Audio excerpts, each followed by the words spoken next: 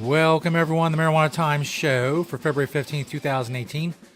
I am your host, Joe Klare. I find myself and many other great writers over at marijuanatimes.org covering all of the cannabis news and opinion you need from the industry, community, and beyond. You can also find all of these shows, the Marijuana Times show, on marijuanatimes.org. You can share them with your social media outlets. Make sure you check us out on Apple Podcasts as well. Search the Marijuana Times show. Do the same thing to find the videos on Facebook and YouTube. Just search the Marijuana Times on all of those platforms today. Talking about the number of mail packages containing marijuana being sent either from Colorado or to Colorado. That number is on the rise and actually set a new record. Also, Aspen marijuana shops, speaking of records, overtook liquor stores in terms of sales toward the end of 2017. We'll talk about that. And also, California's chief marijuana regulator is warning of supply problems to come. If you were in California, you've probably already seen some of that. We'll talk about that all coming up. But first, of course, Marijuana Time Show is brought to you by NatureSideCannabis.com. Organic, all-natural pesticides. NatureSide Cannabis is on the approved for use in cannabis cultivation's pesticides list in Colorado, Oregon, and Washington. If you're a cannabis cultivator, don't use harmful chemicals. Grow safe and poison-free with NatureSide Cannabis. And make sure you check them out and not only take advantage of their expertise when it comes to growing and using pesticides and not running afoul of various regulations that are in your state.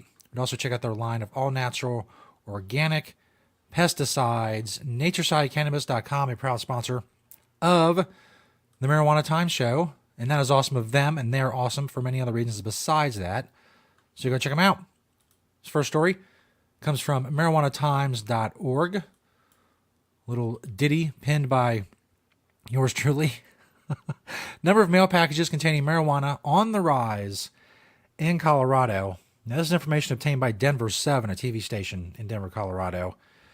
The number of mail packages containing cannabis sent from or sent to Colorado last year was on the rise and actually set a record for the number of packages in Colorado seized by the feds because they had marijuana in them. 2012, the feds seized 234 packages with marijuana in Colorado. By 2015, the number had gone up to 542, and as of last year, climbed to a record 934 packages. Dana Carter, inspector in charge of the U.S. Postal Inspection Service, Denver Division, it's a very official title, said, quote, U.S. postal inspectors continue to aggressively target individuals who use the Postal Service to distribute controlled substances. Our efforts to protect the nation's mail and postal customers from illegal drug shipments are highlighted in cases such as these, where repeat offenders are sent to prison. As I point out in the article, as long as there are states that have legal sales and states that don't have legal sales, the states that do not have legal sales will act as a magnet to pull legal marijuana into them from other states. Now, some people do this by car, by truck, whatever. Increasingly, people are doing it, obviously, through the mail.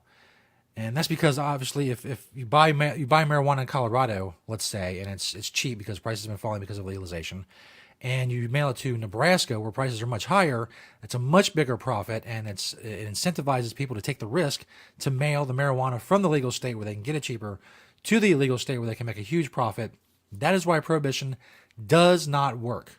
It does not work. It draws in the marijuana. And now legalization is happening in some states. It's drawing marijuana from the legal states where the prices are lower. That's why prohibition doesn't work, because it just ends up in a cycle of, well, you know, we got rid of this marijuana dealer. We choked off this point of marijuana supply, raises the prices, raises the risk, raises the profits, which pulls more people into the market to take advantage of those risks and get those profits. So every bust creates more profits, more risk equals more profits, more supply degradation by whatever means necessary, brings prices up, brings profits up, brings more people into the market, and it's a never-ending cycle. And that's why prohibition does not work. And people are going to continue to put marijuana in the mail. Now, as I point out also in the article, you know, we could put we being, you know, the royal we with when it comes to law enforcement, the U.S. government, whatever. Put drug dogs in every post office and make you know harsh penalties. But then we get back to what I was just talking about. and why prohibition doesn't work. The more you restrict the supply, the harsher the penalties, the more risk is going to be involved, the more profits are going to be involved, and the more people are going to want to take those risks, and the cycle continues. So what to do about it? People in Colorado did what they had to do. Now other states, if they don't want marijuana pouring into their black market, eliminate the black market, undercut the black market with legalization. Let's stay in Colorado. This is from AspenTimes.com. Aspen marijuana shops sold 11.3 million in 2017, topping liquor stores for the first time.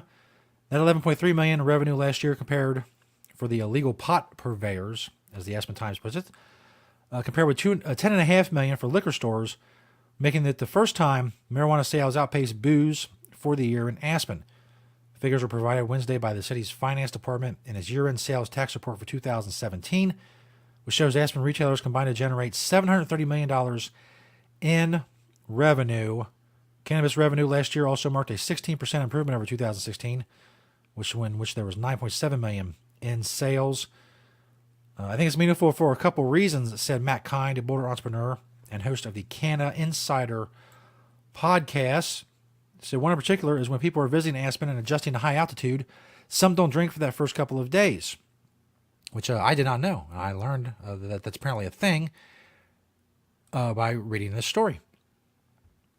I think people are looking for something different from alcohol, which is essentially poison, and marijuana is botanical. I don't say that with judgment, but you feel some lingering effects with alcohol. 6 pot shops and 5 liquor stores are within Aspen city limits. At one time last year, Aspen boasted 7 cannabis dispensaries until Leaf closed in the fall. Now, it must be pointed out that when we're talking about these numbers, this is marijuana over liquor stores. This doesn't include restaurants and bars which sell alcohol in Aspen, which rang up nearly 130 million in sales last year. So marijuana and legal marijuana topped liquor store sales, not total alcohol sales in Aspen. So like a lot of people obviously order a lot of alcohol in restaurants and bars as well. But the point of it is, and the point of the story is, besides, giving news of what's going on, marijuana is very popular. I mean, I guess there were some people who believed that it just wasn't that far reaching. A lot of people who said, well, there's not going to be that much tax revenue. It's not really going to make a dent. And the sales and the jobs and the academic activity, that's really not going to be a big deal. They really underestimated just how popular marijuana is. You still see stories about, well, there's more marijuana shops than Starbucks and so on and so forth. Obviously, it's a bad comparison because, people buy coffee from other places and they buy it from the store and they make it at home and all that. But it comes in the form of it's presented in the form of a surprise, like, hey, marijuana is popular. I can't believe that. Well, believe it. I don't know what led people to believe that marijuana was not popular. I guess just ignorance of the community. When you talk about 20 or 25 or 30 million regular cannabis users in this country, that's a lot. And that doesn't count the people who just do it every now and then, maybe a couple times a year, maybe when they're at a party. That's regular cannabis users, number in the tens of millions in the United States alone. So why would it be a surprise that marijuana is popular and people will buy a lot of it? I don't know. There's millions of people just waiting for it to be legal so they can buy it. They're just waiting for that. They're getting it from their dealer or going without or whatever right now. They're just holding their fist full of cash saying, when it's legal, I'll buy it. Just bring it. Just open a store. That's all it takes. Open a store and sell it. This last story is from SACB.com out of Sacramento. California's chief marijuana regulator predicts more issues with supply. 1 month after the start of recreational marijuana sales, Lori Ajax, chief of the State Bureau of Cannabis Control, gave an assessment of the state's performance for a few hundred people at the International Cannabis Business Conference.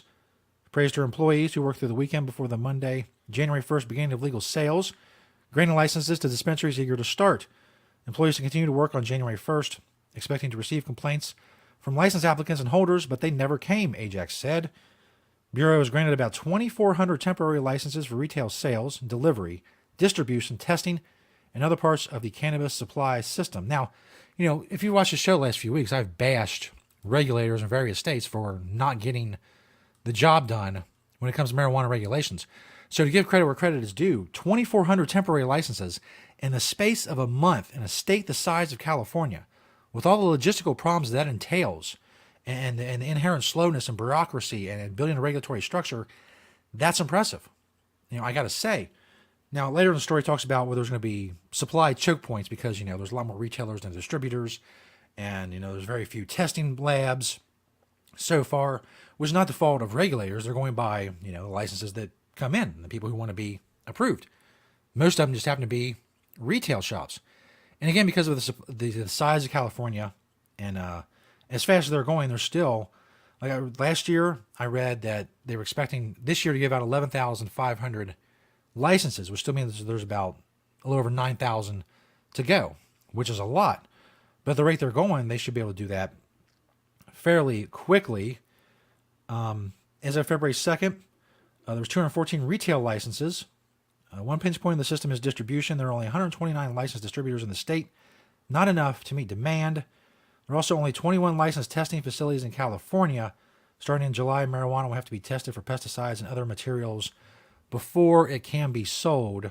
Ajax said, quote, "We always knew there would be pinch points.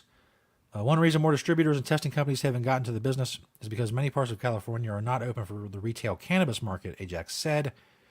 Prop 64, which legalized retail sales in November 2016, gave local governments the authority to ban and regulate commercial marijuana activity. In other words, some counties, some cities, some jurisdictions don't have marijuana sales, retail marijuana sales at all. Other places like San Francisco and San Diego and Los Angeles have retail marijuana sales and have been getting temporary licenses to sell mainly out of medical marijuana dispensaries, much the same way Oregon started sales and Nevada started sales. Both those states were able to actually start their sales early because they did it through existing medical marijuana dispensaries. And California is going the same route, which has prevented a delay deeper into 2018 for these retail sales.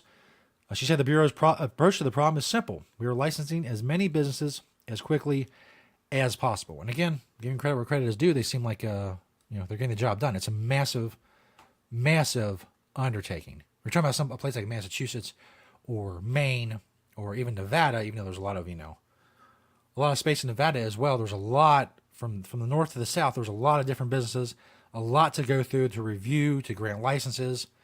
2,400 a month is pretty impressive. Hopefully they can keep up that rate in California. Thanks everybody for checking out the Marijuana Times show for February 15th, 2018. If you want to sponsor the show, email us at info@marijuanatimes.org. Thank you to Nature's Side Cannabis, organic, all-natural pesticides. Check them out.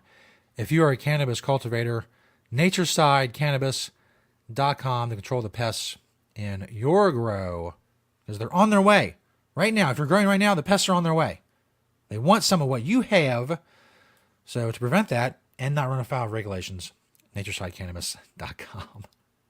Thanks everybody who checks out the show, likes, comments, shares, rates, and comments on Apple Podcasts. All of you are awesome. You help us spread the truth about cannabis through this show.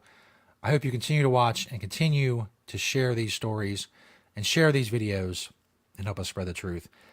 Thanks everybody. Checking out the Marijuana Times show. We will see you next time.